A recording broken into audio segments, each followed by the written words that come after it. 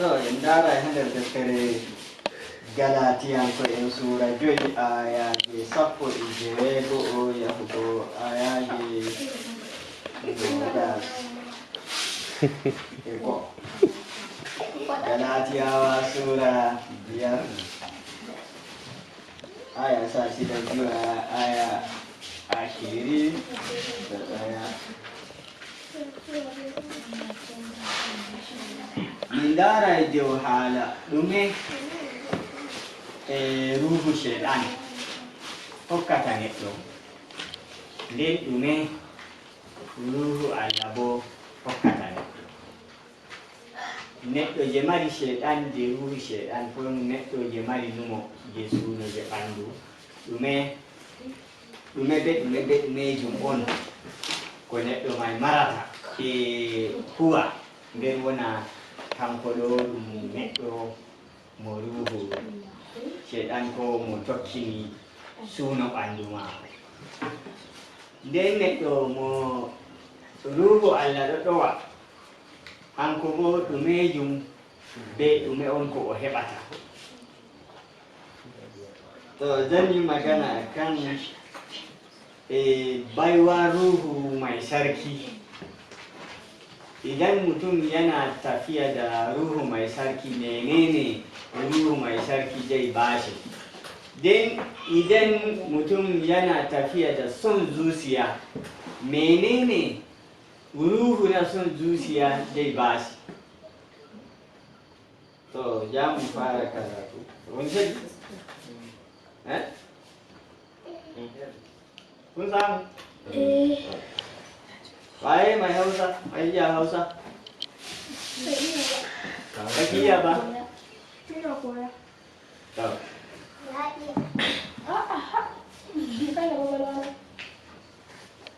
To. Galatiawa sura 5 ko? Sura 5 ayat 1 2 asiri da daya. Karanta. Tashi da yake. Magana ta ita ce, ku yi zaman ruhu, ba kuwa za ku biye wa halin mutuntaka ba. Don halin mutuntaka gaba yake da ruhu, ruhu kuwa yana gaba da halin mutuntaka. Waɗannan biyun gaba suke da juna, har ba kwa iya yin abin da kuke so. In ruhu ne yake bi da ku, ashe shari'a ba ta da iko a kanku kenan. Aikin halin mutuntaka a fili yake, wato faskanci da aikin lalata da fajirci da bautan gumaka da asiri da gaba da jayayya da kishi da fushi da san kai da tsaguwa da hamayya da hasada da buguwa da shashanci da kuma sauran ire-irensu. Ina faɗakar da ku kamar yadda na faɗakar da ku a da, cewa masu yin ire-iren waɗannan abubuwa ba za su sami gado a mulkin Allah ba. Albarkar ruhu kuwa ita ce ƙauna da farin ciki da salama da haƙuri da kirki da aminci da tawali'u da kuma kamun kai. Masu yin irin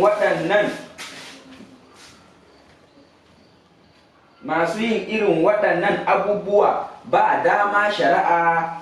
ta kama su. Waɗanda kuwa suke suna almasihu Yesu ne sun giciye halin mutuntaka. Sun giciye halin mutuntaka da mugayen sha'awace-sha'awace iri-iri. In dai rayuwansu taurin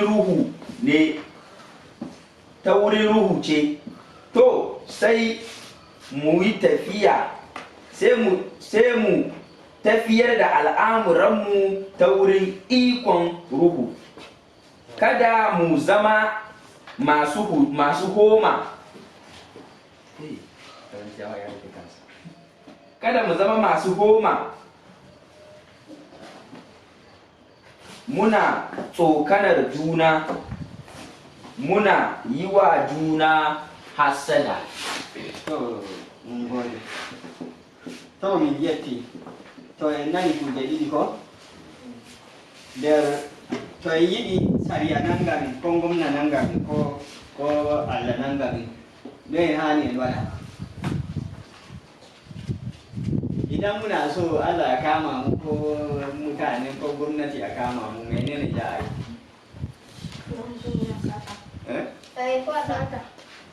Sata.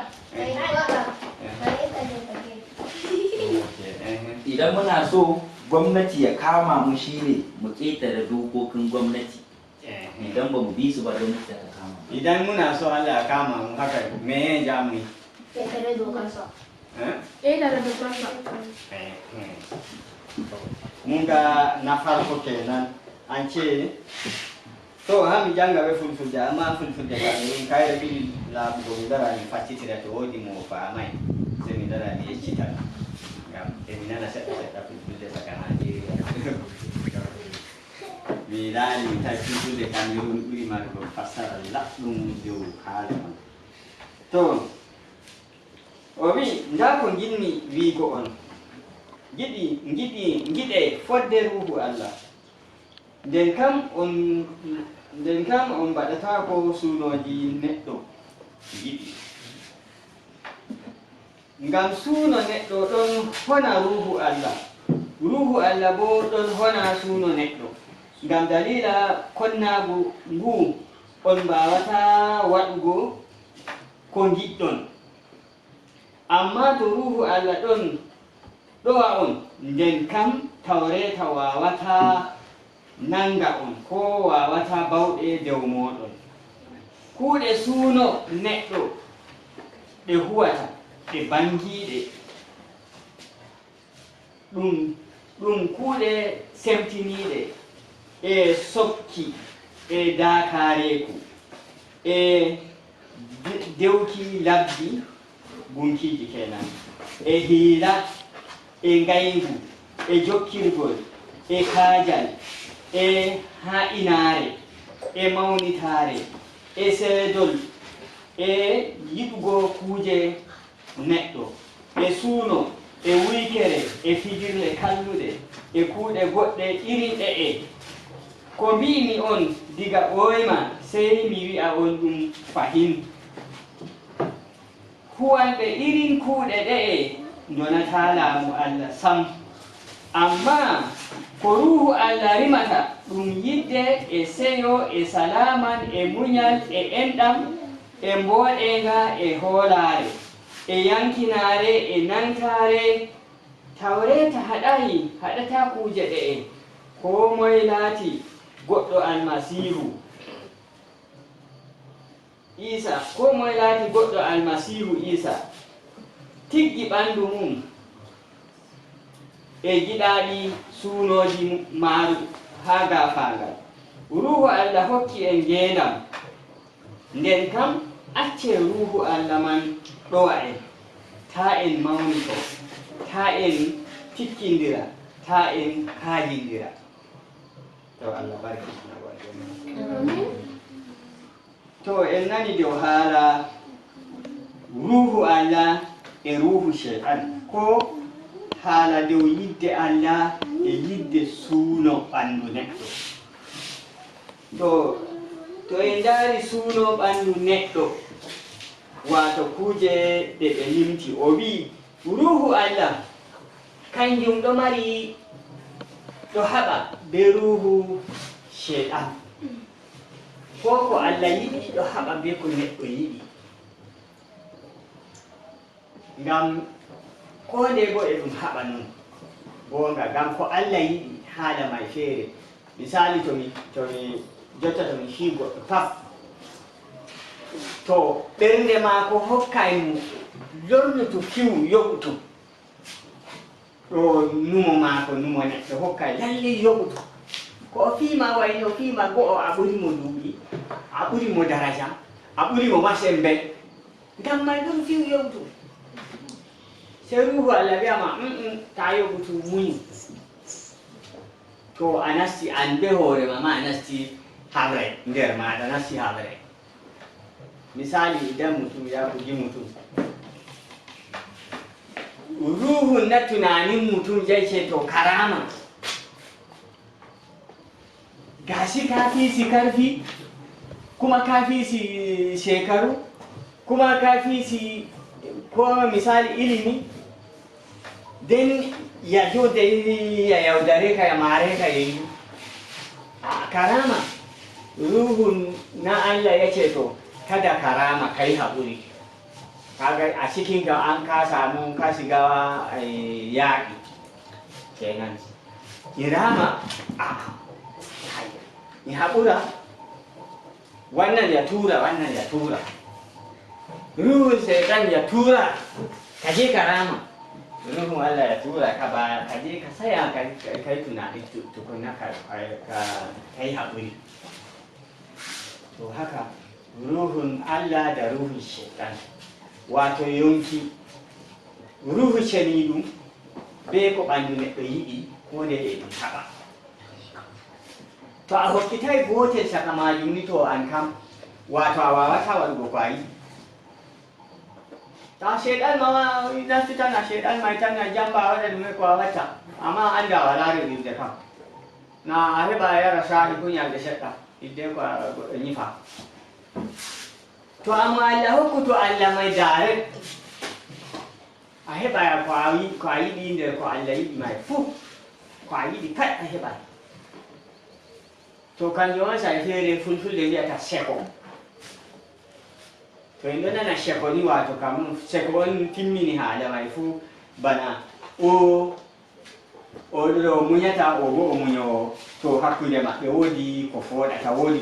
ko ɗo fooɗotira saka maɓɓe kanjum woni seko ko a waɗa hunde a jooɗa a waɗa do'a a tora jawmirawo Allah am mi yiɗi useni ballam ha wigeere kaja a waɗa do'a aɗo waɗi wakkati ko jango ko faɓɓi jango ta wakkati may to waɗi sa heɓa sa fuɗɗa wigo kay ma fa kay anya Allah ɗo nani am accude mi yaha bokajo feere ƴeenga ka'e ha dow ni o hirsa gero koy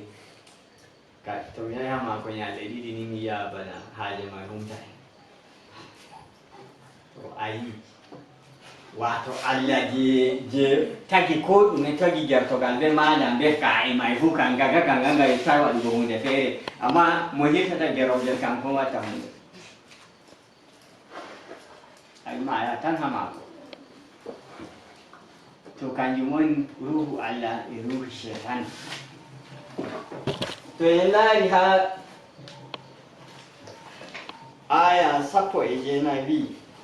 kuuɗe ɗe suuno neɗɗo huwata ɗe banguɗe ɗum non bo kuuɗe ko suuno neɗɗo huwata kaɗo yaasi meere son zuciyan mutum yana waje a bayyane take wato aikin son zuciyar mutum a bayyane take amma in kuɗe camtuɗe on camtiniɗe wato aikin abun kunya ne ba wai aikin kirki ba kuɗe on kuɗe camtuɗe on ta waɗi ɗe hande jango a fuɗɗa wigo kai dami waɗayni a basnitay to a basnitay jango a fuɗɗa wigo non ñande laamu jawmirawo to hato non complete a basnitata wala bona a waɗa a yi ɗum hunde semtuɗum ma on ngam a yottay darago yeeso jawmirawo a yottay dargo yeeso kiita kama to ɓe nangi gujjo o wawi o dara ha yeeso kiitoɓe to ɗo tabbitini fakkat hunde ɗo ɓe yimo ɓe nangi tap hay semtuɗum on haɗatama to nonnoon kuuɗe ɗe suuno ɓandu neɗɗo hanje on ɗe semtuɗum on ɗe waddata o ɓi go'o ka semtuɗum ko on maandi nden ɗiɗi bo kuuɗe may wato ɗe senaki goɗe semtuɗum a semtay ñande feere ɗiɗi bo kuuɗe may na ɗum kuuɗe laɓɓe wato ɗum kuuɗe ɗe senaki fulfulde Cameron ɗo wiya soɓɗe wato ɗe soɓɗe ɗo ɗi ruhu shaitan hokkata neɗɗo on wannan aikin ruhun shaitan ne yana bayarwa shi ma kun ga abu biyu idakare ku wato ɗere yimɓe siyasa no ɓuri marugo kuje man ha nder sappo a tawa ɓeɗo mari jonta ora wiyamo on andina suɓe yam on yi makaranta ɗo nam to ni o suɓi ami laami mi yiɓay gidan sama heɗɗo kilal mi yiɓay to wani na kadi hokkay makaranta o ngam watta ma fuu kota nder Nigeria kanga ɓuri mawnugo mi waɗay ndiyam asibiti mi waɗay kaja mi waɗay o jooɗa o limtinama kuje bana sappo fuu o wiya mon fakkat to ni mi mayay ka kuje ɗo fakkat wala ko watta e waɗi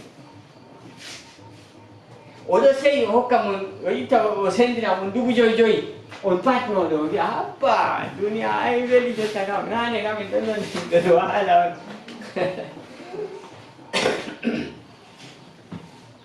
wato an ce dakare kuwa kamar misalin masu siyasa suna da irin wannan sosai misali idan suna so su samu wani masai ko kujera za su iya su jona su sai wannan makaranta jan gina ajujuwa a nan jan ba makaranta nan girma fiye da na Najeriya jan ba ku asibiti jan ba ku ruwa jan ba ku mota jan lokacin din ya bude muku ido habba sai ku fara kalli wannan kurmin nan ja ku sai habba wannan duka gidan sama ne ba wai kurmi ba lokacin ya gama magana sai ya cire 5,500 ya ba ku 5,500 ku jaɓe ni bari ku ga ikon Allah tabbas lokacin jaɓe ku je ku juba jaɓe ku saya daga safe har yamma kuna ta kukuwa da mutane ku gama jaɓe idan ya ci bakin kofan shi ba ka isa ka je wuri sojoji ne tana wuri idan ka je kai ne ka jaɓe shi ba idan ka je wurin shi bakin kofan shi soja zai tambaye ka a ina za ka je ai aikin ya lalace kenan kai waye a ina za ka je a wane ba za ka same shi yanzu ka tafi kawai yande o suɓi mo timmi o laami a metata yigo mo to a yahi hayo nder wuro maako ma soja o a tawata ɗo dari ƴamma ma tawa yata an ha moyi a yata a mi ya wayno a yiyatamo jotta nanguɗawa maɗa tan neɓata ɓurtinama ɗerewoy feere o mangina ga o yoɓa 3,000 mawɗi o yoɓa 2,000 2,000 ma ko ɓurta pat ha ɓe riba to shine dakaranci ba wai aikin kirki ba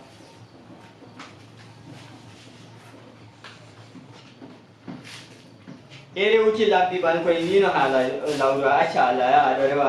hayre wiyaɗawananuma Allah mo tagi hayre tagi asama be leddi tagi hendu tagi ndiyam ɗo toɓa seeɗu ndungu ɗon fuu kuje ma ɗon a acci rewugo a aɗo rewa hayre nde a tawi nder kayre ma nde tagade kayre on Allah ɓan kayre on mawde aɗo tawi aɗo rewani a laara asama ɗo hayre on waɗina a laara lesdi yo hayre ma ve'itina hayre to a dilli haɗo a immi ɗo ni a yehi lokoja a metatande yigo amma a accata yigo ko Allah tagi kam ka bi humtintama amma Allah mo tagi kujal pat humtintama amma hayre nde on aɗo sujida kayre on hiiɗa e hiila waɗugo hiila fu woɗay kam fu ɗum nder kuje ma en fu nder kuje sheɗan ma mi warani hiila mon banni ko aɗo mari woyayel maɗa jan warani wiya kay woya maɗa ɗo mi yiɗi bana ngel wawata waɗugo whatsapp ma mi yiɗi mi sanjinama useni ngam min mi mari haaje woya feete amma mi yiɗi to Allah jaɓi jango ko faɓɓi jango mi heɓinama woya ɗum whatsapp gamani ini haba kaja ini jangu anu hide ko saya ko kan waya sini ni da jangu fa jangu na in man gaji ne ba waya ba sa fa jangu shiru ba me ja yi ya sai me wallahi me damuwa wani Allah sai da mun yayin hamja ba sai da wai ne ka ja sai da wallahi ya bala wani mu ya lu san waya ma da ma je ta da ma ko ni a ta ni sai ai mi yi da ma mi ja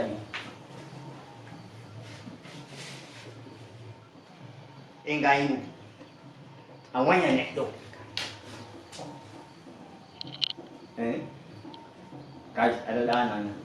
wodi sun dai hơi di kuje kai di biasa setan na ni luat di na hey wala sedang pe wal habadan dan so engai mu kala awanya bodo ko je ta fere he pada de mo do sala pada ada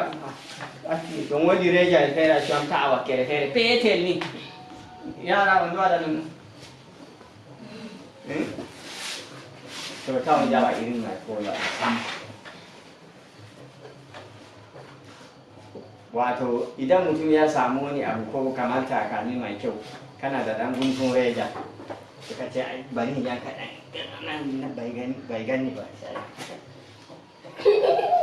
idan ya jo takalmi a wani ne ya yanka ni takalmi ko ban sani ba amma a kana kai ne ka yi to haka duka a cikin aikin na shaitan ne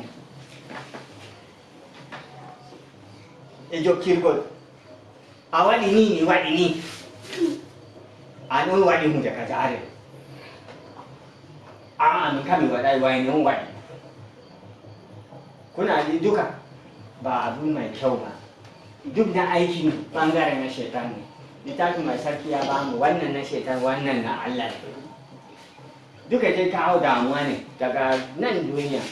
fu waddi na ma damuwa ma don kuje ko min linto fu waddi ke damuwa diga ado yi ado nana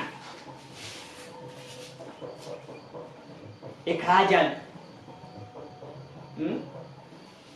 bana sirri la ile mari kufne mudu gila fere da adamu ila idangel sam sewo sangel tamangel chokkal leso wato to ya hippi yelo romanti nam do ne ko kuma da kuna yi haka idan wani yana da dan jallabiya ko dan kwali sai ta ma masa shi sai shi gargashin wannan gado na ga wani idan ya sa wannan yana ta bani wani abu haka duka aikin na shaitani littafi mai sarki yana nuna mana ha ina ne ce ka je ka yi ka tattara wancan itace ne wannan rana ya ɗaga yanzu gaskiya jafin na rana nan ba jan isa ba joni na yi dunyan yaɗi biwa wata a to a shi ya halai ba an jota mi sai kike da mi dai ba ta mun ta sha fu ga mun ka hadu ne fu bangare amma da ba yadi burta ta bangare do ka ja bangare to wodi mu mari goten da kan hita uwai hu da ka sai daga wani mi hobi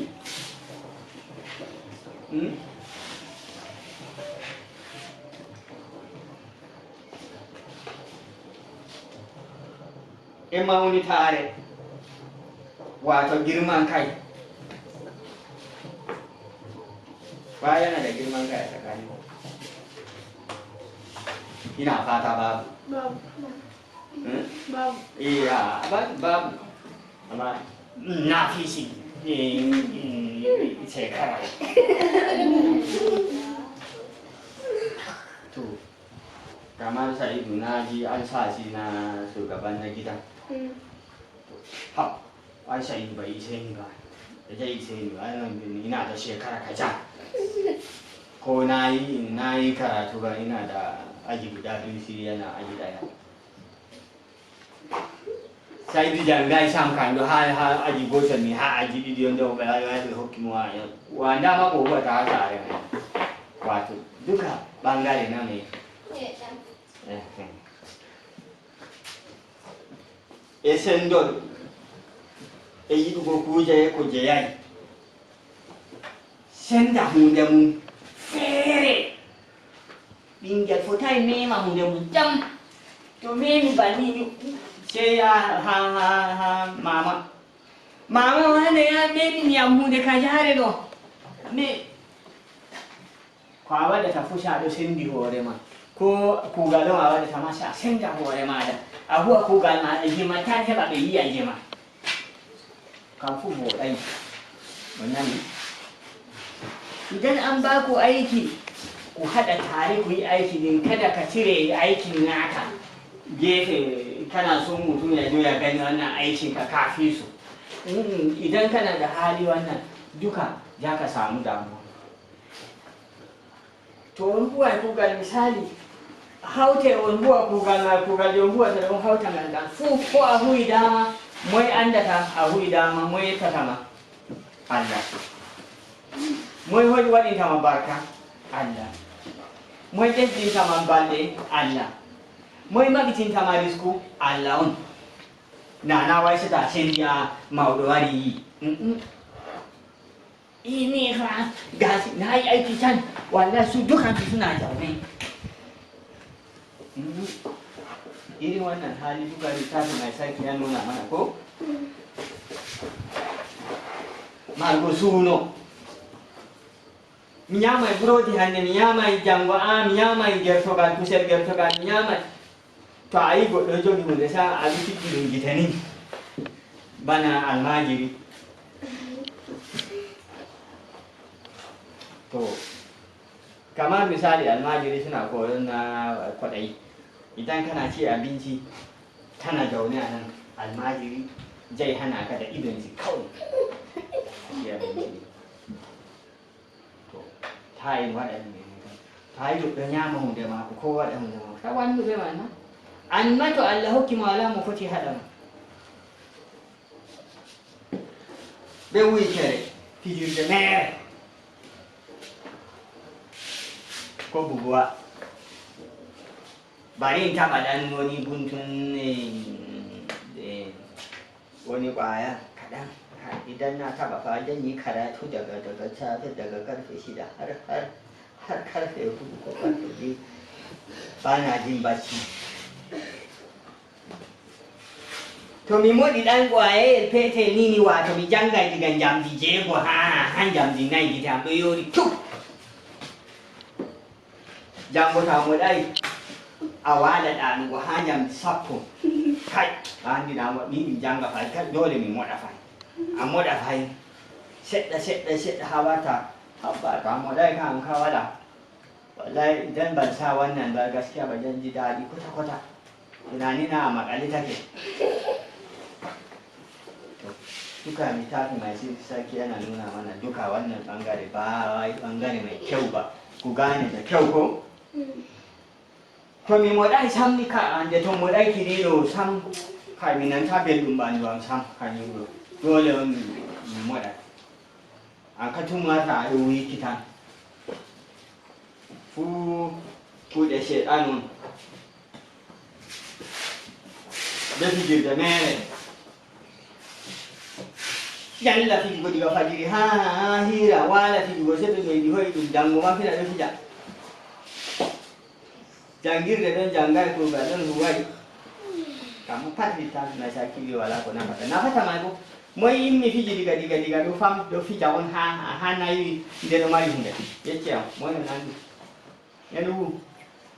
waye ya tashi daga ƙaramin yaro yana wasa ne ha ya yi tijo ne kamar shekara 60 duka wasa ne kawai amma yana da wani abu ka taba gani? littafin na sarki baya to duka littafin na sarki yana nuna mana ko yawwa ɗo kuje ko min linti ɗo pat ko suno ɓandu hokkata on ɗo veli bo kuje maɗe pat ɗe veli fakat dinga tunani akan shi ka cire shi ɗaya bayan ɗaya duka za ka rabu da shi za ka zama mai albarka to jonta nasta yi ko dokke Allah ko hokkata nani velugo fa o wi amma ko ruhu Allah rimata ko ko ruhu Allah hokkata neɗɗo to a woni a mari ruhu Allah ɗume ruhu Allah hokkata ma ngam a andi kuugal fu ko moye fu to a huwi kuugal ko ngalewa fu a heɓai dokkal ko ano kuugal banjama to a huwi a heɓai dokkal somri kuugal kirkima to a huwi a heɓai dokkal yettore to kam woni tafima sarkini amma ko ruhu Allah rimata ɗum ɗume go'o ka yidde amara yidde ko moye Allah bo yiɗete moye moye wañi yiɗego ha nder mum waye baya son a ƙaunace shi babu tabbas wala min ma hande to duniya ɗo ɓi yiɗa mi nana kai mi nastata yimɓe ma ɗila mi Allah ɓe ladde wala mo yiɗa yiɗego nden ta tokki ruhu Allah bo wato hokkete yidde Allah madde hoore mum yiɗa ma tawo nden bo fahinta o waɗa fahinta yimɓe duniyaru bo yiɗama o waɗa fahinta kala ko hunde vonde fu bo yiɗete nden bo fayi o waɗa amma a yiɗa ko ɗume ɗum na a siwti ko noy woɗi wahala idan Allah yana son ka abubuwan duniyan da kake so duka yana son ka den kai ma kana son mutane duka baka huta ba ana siwti nden seyo mo yiɗi tumɗo ɓerni tongini fooɗi hunduko